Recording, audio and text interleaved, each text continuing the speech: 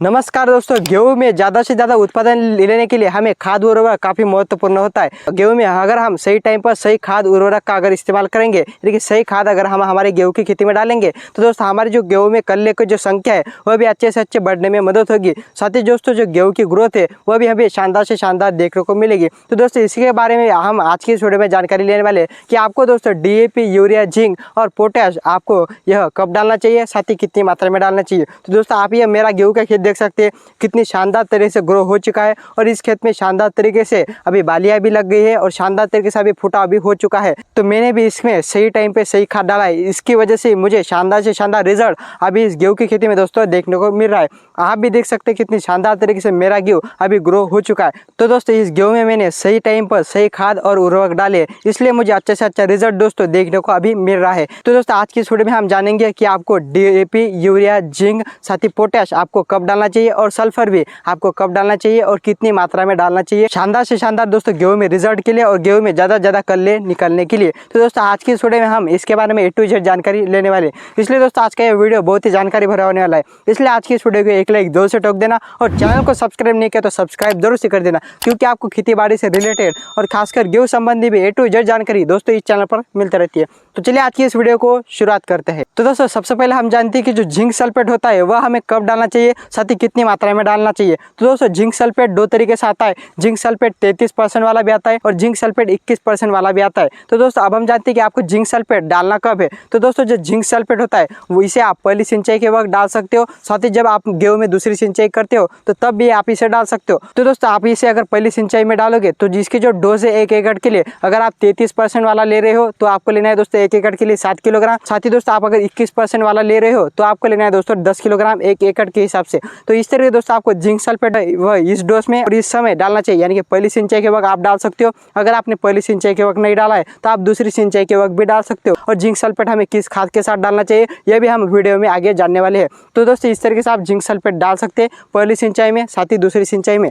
तो 21% वाला आपको 10 किलोग्राम और 33% वाला आप 7 किलोग्राम 1 एकड़ के हिसाब से दोस्तों डाल सकते हैं। और जिंक सल्फेट दोस्तों गेहूं में काफी महत्वपूर्ण होता है, क्योंकि दोस्तों जो जिंक सल्फेट से हमारा गेहूं तो हरा भरा होता है, साथ ही गेहूं की जो है वो ग्रोथ करने में भी जिंक सल्फेट काफी महत्वपूर्ण होता है। तो इसलिए आप 33% वाला और 21% वाला इन दोनों में से आप किसी भी एक जिंक सल्फेट का इस्तेमाल दोस्तों कर सकते हो। तो यह तो हुआ दोस्तों जिंक सल्फेट का। तो दोस्तों अब हम जानते हैं कि आपको DAP यानी कि डाई अमोनियम फॉस्फेट यह खाद गेहूं में दोस्तों कब डालना चाहिए, साथ ही आपको 100% इस खाद का रिजल्ट के लिए यह खाद अभी आपको कब डालना चाहिए और कितनी मात्रा में डालना चाहिए। तो चलिए दोस्तों DAP के बारे में जानकारी लेते हैं। तो दोस्तों जो DAP खाद होता है यह आपको गेहूं में जब आप गेहूं की बुआई करते हो तब आप अगर इस खाद को डालोगे तो आपको शानदार से शानदार दोस्तों रिजल्ट गेहूं में देखने को मिलेगा, क्योंकि दोस्तों यह खाद जमीन में गिरने के बाद यह एक ही जगह पर रहता है। तो दोस्तों गेहूं की जड़ों को इस खाद के पास जाना पड़ता है। अगर आप इसे बुआई के वक्त डालोगे तो दोस्तों आपको शानदार इसमें रिजल्ट देखने को मिलेगा। तो इसलिए दोस्तों जो DAP खाद है यानी कि डाई अमोनियम फॉस्फेट यह खाद है यह आप बुआई के वक्त डाल सकते हो। तो दोस्तों बुआई के वक्त इसकी जो डोज है 1 एकड़ के लिए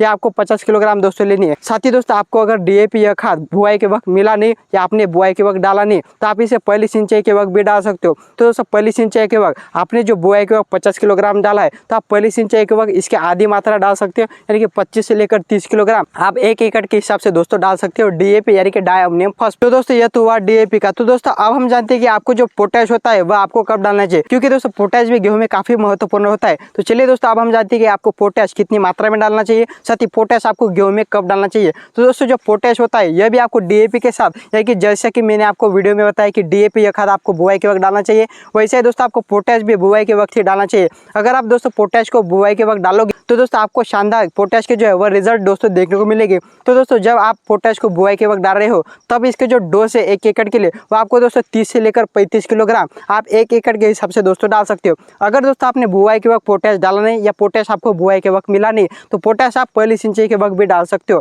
पहली सिंचाई के वक्त भी अगर आप डालोगे तो भी आपको अच्छा रिजल्ट देखने को मिलेगा। दोस्तों पहली सिंचाई के वक्त जो इसका डोज है वह भी आप 20 से लेकर 30 किलोग्राम 1 एकड़ के हिसाब से दोस्तों पोटैश डाल सकते हो। इस तरीके से दोस्तों आप पोटैश डाल सकते हो बुआई के वक्त अगर आपने पोटैश डाला नहीं तो आप पहली सिंचाई के वक्त भी पोटैश दोस्तों डाल सकते हो।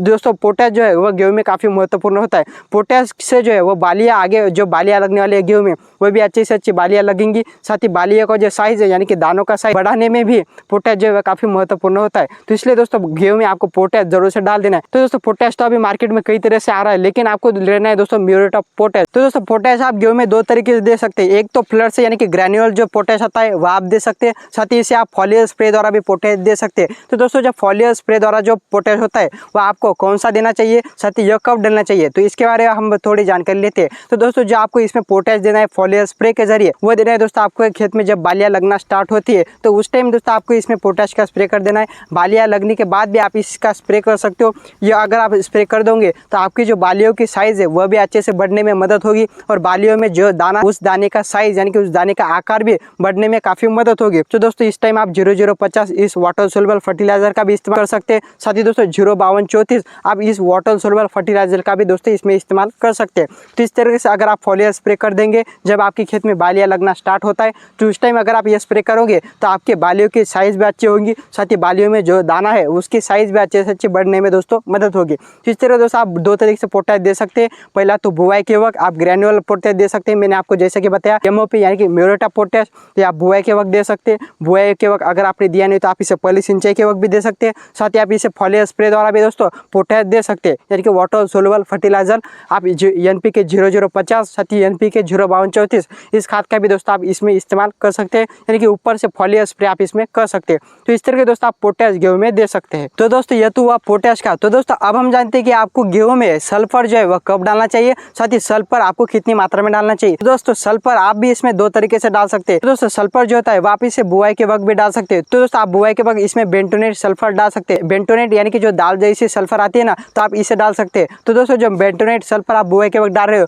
उसका अगर हम 1 एकड़ में डोज की बात करें तो आप इसे 5 से लेकर 10 किलोग्राम 1 एकड़ में आप इसे डाल सकते हो। तो ये तो हुआ दोस्तों बुआई के वक्त। तो दोस्तों बेंटोनेट सल्फर आप बुआई के वक्त डाल सकते हैं। साथ ही दोस्तों आप जो 80% वाली और जो 90% वाली सल्फर आती है उसे भी आप बुआई के वक्त डाल सकते हैं। बुआई के वक्त अगर आपने डाली नहीं तो आप इसे पहली सिंचाई के साथ ही दूसरी सिंचाई के साथ भी जो 90% वाली और 80% वाली जो सल्फर आती है तो इसे भी आप पहली सिंचाई और दूसरी सिंचाई के साथ दोस्तों डाल सकते हैं, और बुआई के वक्त भी दोस्तों आप इसे डाल सकते हैं। तो दोस्तों यह तो हुआ सल्फर का। तो दोस्तों अब हम जानते हैं कि आपको 100% यूरिया का गेहूं में रिजल्ट के लिए आपको यूरिया कब डालना चाहिए, साथ ही यूरिया आपको कितनी मात्रा में डालना चाहिए। तो चलिए दोस्तों इसके बारे में जानकारी लेते हैं। तो दोस्तों यूरिया अगर आप गेहूं में 100 किलो डाल रहे हैं यानी कि बुआई से लेकर हार्वेस्टिंग तक, तो दोस्तों आपको 100 में से आपको 20 किलोग्राम जो है आपको बुआई के वक्त यूरिया डाल देना है। बुआई के वक्त अगर आप डालोगे तो गेहूं में शुरुआत में जो आपकी गेहूं की ग्रोथ है वो अच्छी तरह से दोस्तों होंगी। साथ ही दोस्तों आपको 50 किलोग्राम जो यूरिया है वह देना है दोस्तों पहली सिंचाई के वक्त। 50 किलोग्राम अगर आप दोस्तों पहली सिंचाई के वक्त यूरिया दोगे तो आपको जो गेहूं में कल्ले है वह ज़्यादा से ज़्यादा आने में दोस्तों मदद होगी,